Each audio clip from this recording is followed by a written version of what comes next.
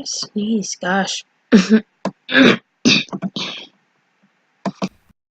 YouTube! So today I'm doing yet another Copic drawing, and this one is again of Mika. This time she's just a little bit older, and I drew her with a dog with a similar color scheme. So this is another one in my little collection of summer sketches that I never finished, and I finished before the new year. So this is actually one of my most popular posts from 2017.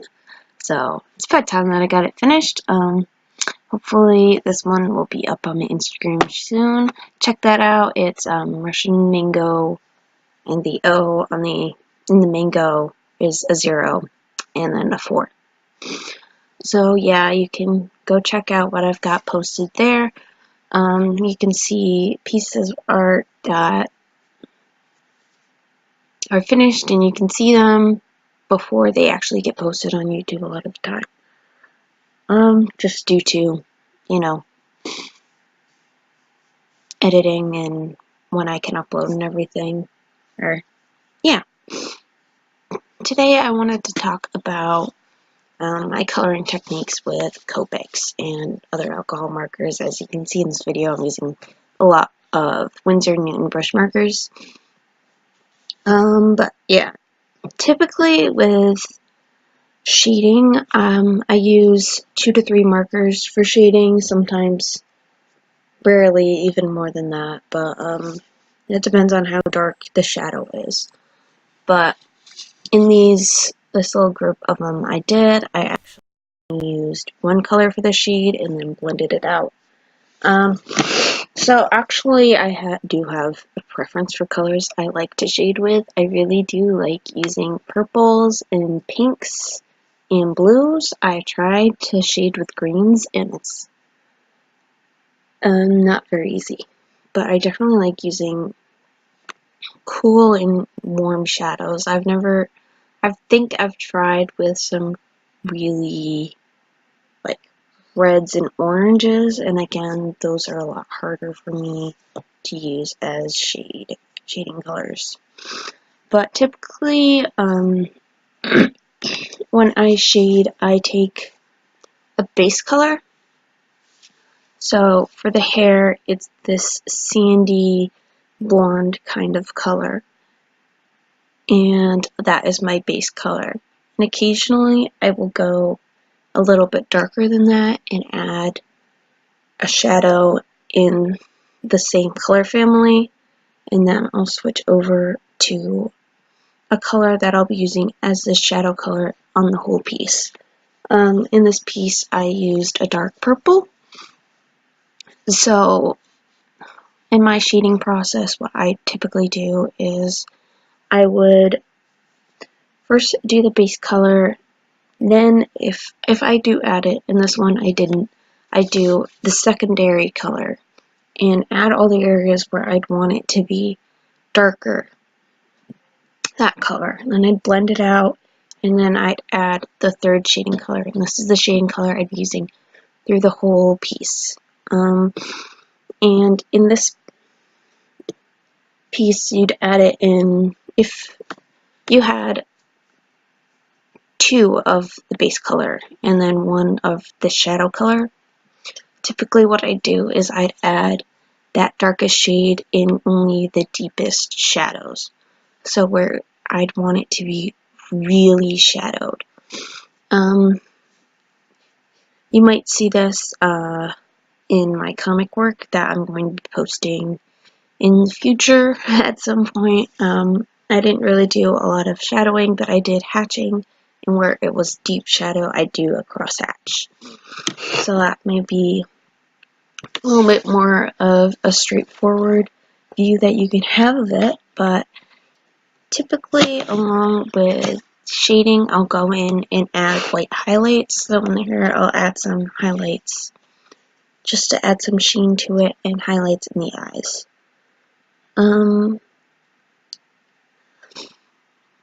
Sometimes I want to use the brush on the pen to add some texture, specifically to like the hair and stuff, so it looks more strained it and stuff. But that's, of course, always optional. And another thing is, something you'll see me do is a lot of switching of colors.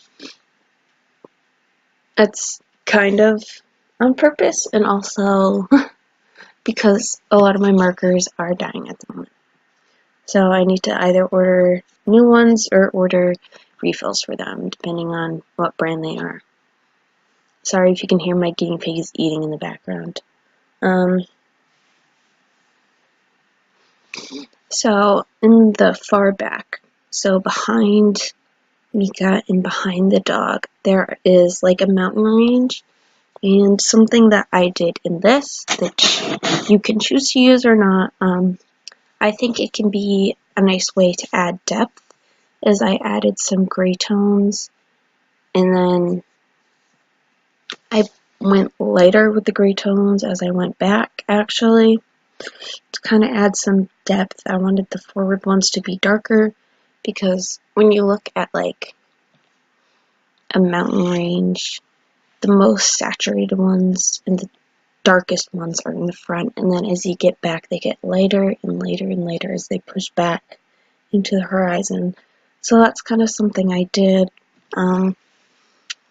Just a little pro tip with markers, just make sure before you actually use a marker and get invested in using it in a piece that it's got enough ink to push you through. A lot of pieces of the markers I used on the body did have enough ink, but like the greens and stuff, colors that I don't use as often, are actually kind of dying out a bit, so I need to order some new ones for those. Be very hard to keep track of which markers are living and which ones are dying, but it's always better to make sure that you have a good juicy marker before you commit to putting it on the page. So yeah, that's all I got for this week. Hopefully some of my shading tips and my process, explaining my process for shading was helpful to you guys. Hopefully you got something out of it. If you really want to, try and add this to your own coloring style. I think it's always great to always be adding and expanding the skills you have by learning from others. But yeah, if you do, let me know. Please leave a like, leave a comment if you want, and if you really like my content and want to keep up on it, hit that subscribe button, and if you really want to, hit the bell icon. I'd really appreciate it. I'd appreciate any subscribers and anything. If you really do like my art, let me know. If you really like what I'm doing, let me know, so I can keep on doing it and everything. So yeah, I'll see you guys either later this week or next week, depending on when I upload. Okay guys, bye!